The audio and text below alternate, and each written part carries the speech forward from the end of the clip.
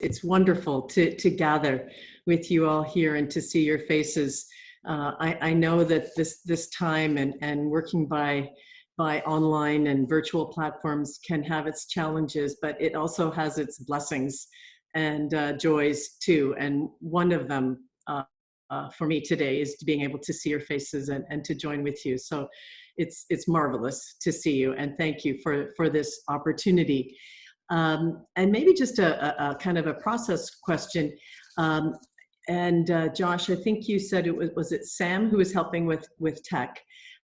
Okay, there you are, Sam. Yes, right in the middle.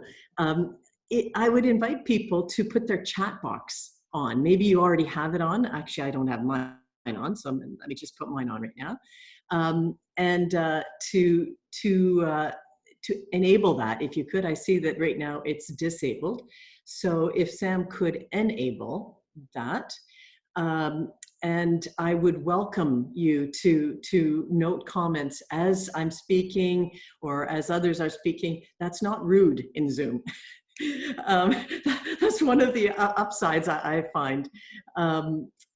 So I would invite you to use the chat box as you would like, and I'm going to invite you in a moment as well. So thanks very much, Sam, for enabling that. I can see the chat box now. So as often is the case with invitations, you accept something weeks or months before the date. And then, the days before you think, oh my God, I accepted that invitation. I better put my mind to thinking about what to say. I think the preachers among us, and I'm not a preacher, may be more used to that because you have the habit of doing that most Sundays. And you have my undying admiration for that role and that leadership and that task.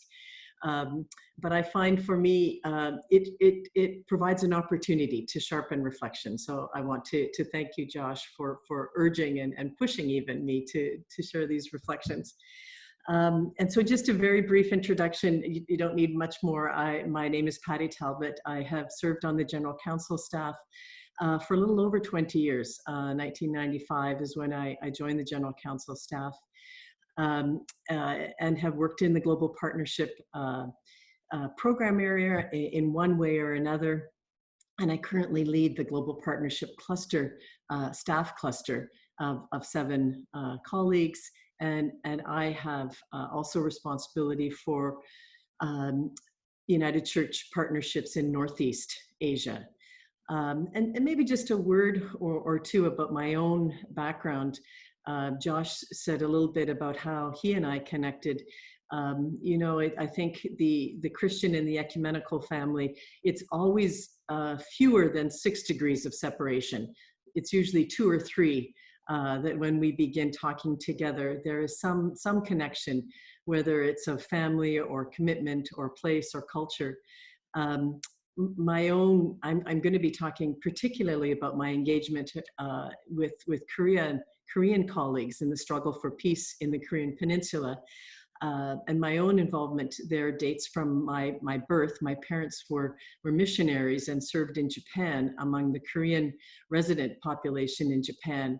And those of you who know that history know that Korean residents were among the poorest of the poor, the most discriminated of the discriminated, who worked during the colonial time in the most dirty and dangerous jobs and areas. And after the end of the colonial period in Japan, those who stayed in Japan for one reason or another continue to experience racism and discrimination to this day.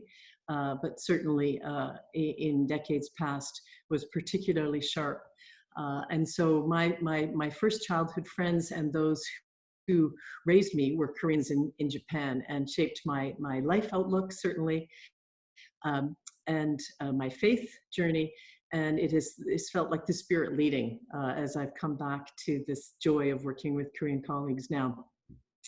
So if I were to give a title to my reflection today, and I'm going to use a few notes just to kind of keep me on track, I would say it would be something like what I have learned about nurturing relationships, building solidarity for peace with justice through my own participation in the feminist peace movement. Let me say that once again.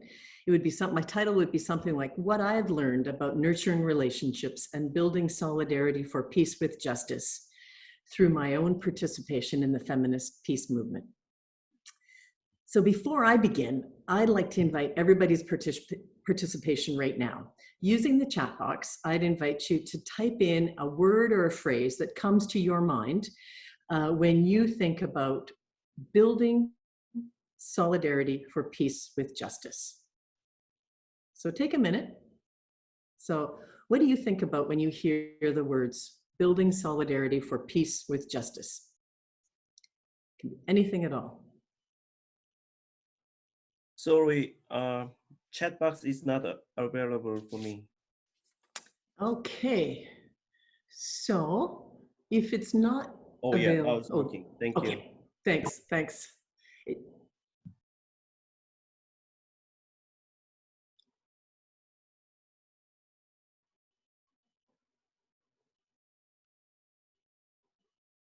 We'll just take a minute to look at the words and the phrases that are coming up.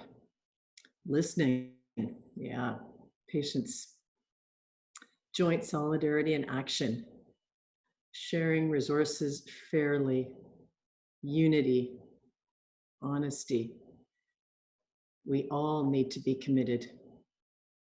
Being willing to hear hard truths, reaching everyone who is marginalized, curiosity, making strong connections across many sectors of society, opening our hearts, holding the pain, trusting others, releasing the need for control, connect. Wow, great. You all should be doing this reflection, not me. And we are doing it together. And it's great to have that chat there. So just look at that, and I'm going to keep looking back to it.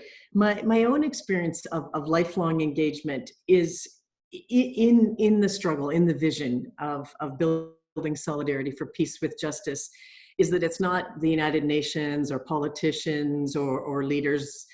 It's not institutions, not even the church that can make peace on its own or on our own.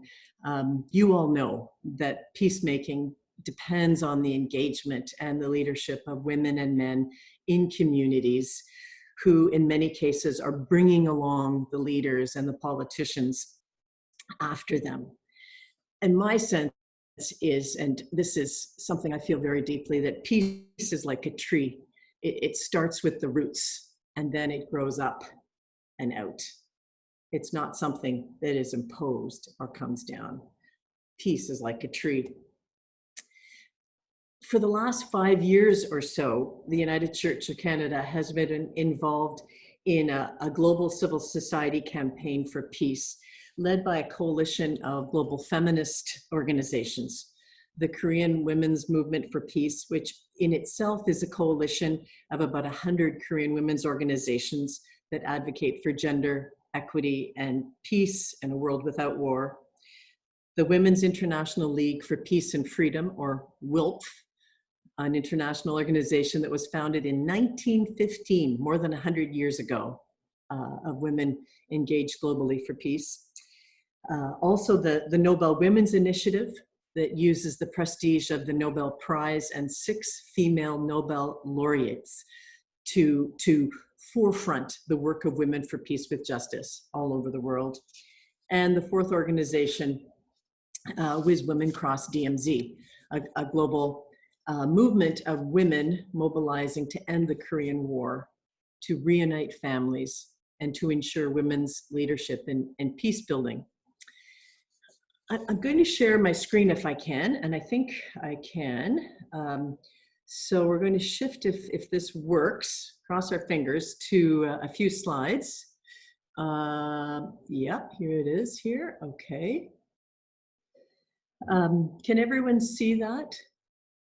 Yes, okay, Josh is telling me yes. So yeah, for about 5 years, the United Church of Canada has been part of this global campaign that's led by a coalition of those 4 organizations, global feminist organizations, called Korea Peace Now, Women Mobilizing to End the War. And you all know that the war that's being referred to is the Korean War that began 70 years ago this year in June 1950, and it's still not over. The Korean War has not ended. Oops, now then, how do I, okay, okay. I have to figure out how I share my slides here. Okay, wait a second here. Just a second.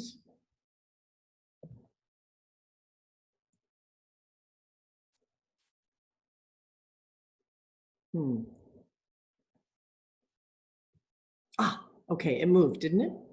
Did it move? Yes? 5 years ago, this month, actually yesterday, on May the 24th of 2015, a coalition of groups that was brought together by Women Cross DMZ actually began gathering in Pyongyang in North Korea. And then they, a group of about 30 women crossed the DMZ. And this picture that I'm showing you is actually taken on Friday, because on Friday, a number of us, Catherine Christie was one of them, we gathered to mark the 5th anniversary of this historic crossing of the DMZ by a group of global women who were advocating for peace. There's one of the slides taken that at that time in 2015, that a global group of women, female peacemakers, had the courage and will to gather together to say that the walls of division, conflict, and war could end against all kinds of resistance. The women gathered in North Korea and crossed the border. Even as those women did so, I think it's important to set the context. What had happened in April of 2018? All of you who are Korean will know that the Korean leaders, urged on by the Korean people, gathered on April 27th for the historic gathering in Panmunjom, a meeting that happened between the Supreme Leader of North Korea, Kim Jong-un, and the President of South Korea, President Moon Jae-in. And those leaders expressed the hope and prayer and vision of millions of Koreans in the Korean Peninsula and the diaspora, that the war would end, that reconciliation would be possible, and families be reunited, and a reimagining of the Korean Peninsula and Korean people and society could happen.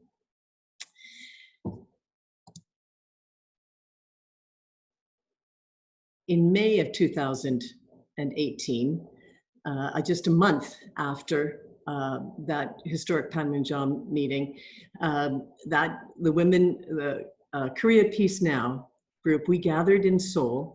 The United Church also represented there, supporting Korean partners through the National Council of Churches, the Korean Women's Movement, the Presbyterian Church in the Republic of Korea, and other partners.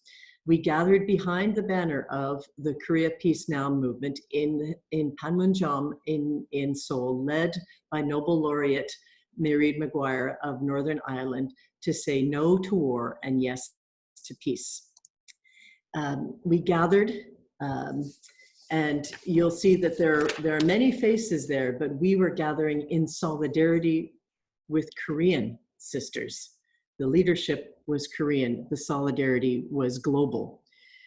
And we gathered because the movement for peace was unstoppable, even though the leaders at the time, and that would have been President Trump, had decided not to continue the summit process and the process toward leaders,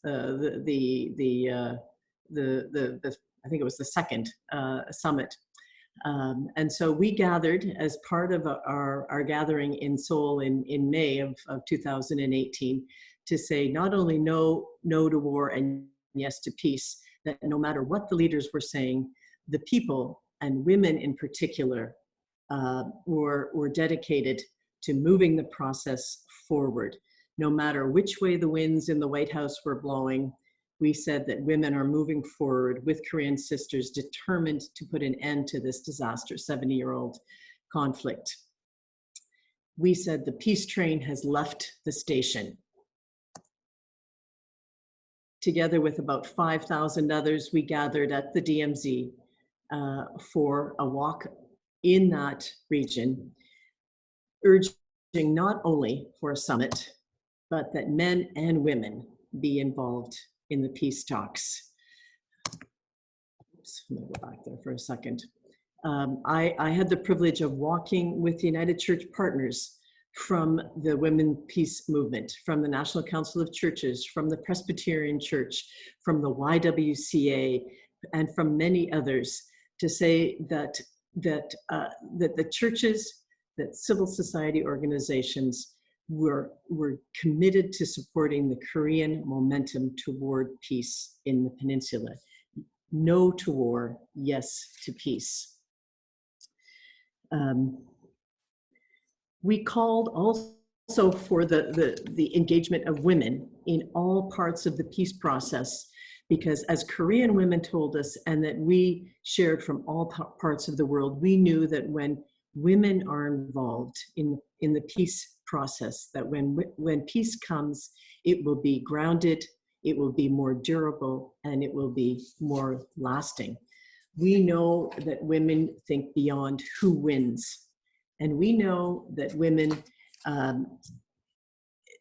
experience the conflict and violence in families, in communities, in economies and infrastructure in acute ways. And the energy behind the political leadership at that time was clearly flagging, but not at the civil society level.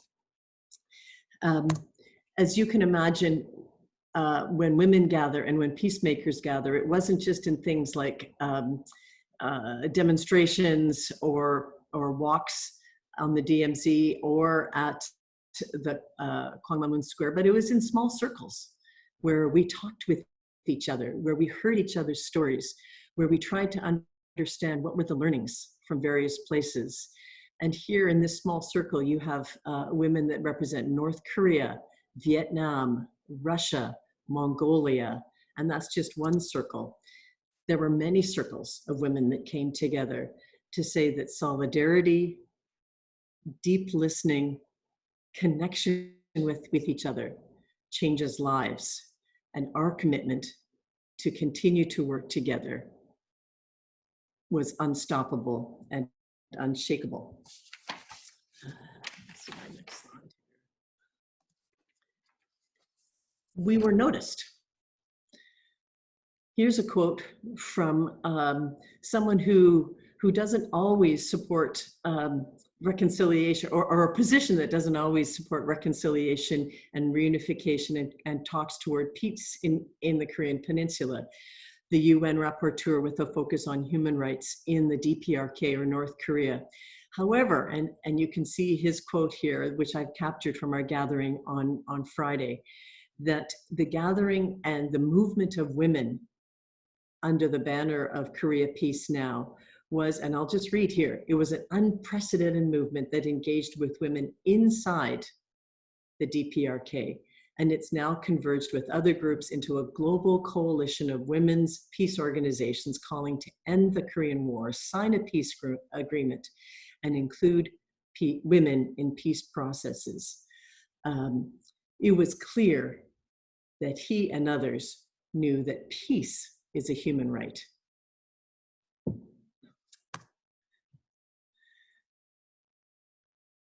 We gathered in many, many ways.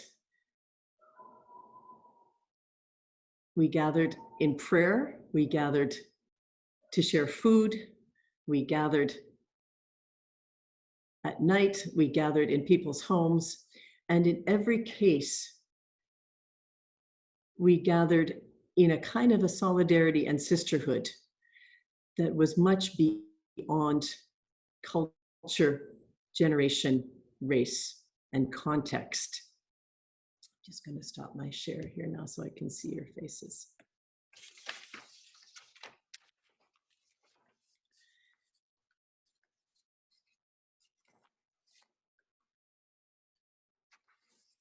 What involvement in that process, I think, affirmed for me, something perhaps that all of you know, but certainly affirmed for me in terms of our work of the United Church in global partnership, that nurturing relationships is really about creating space, listening deeply, and thinking about alternatives.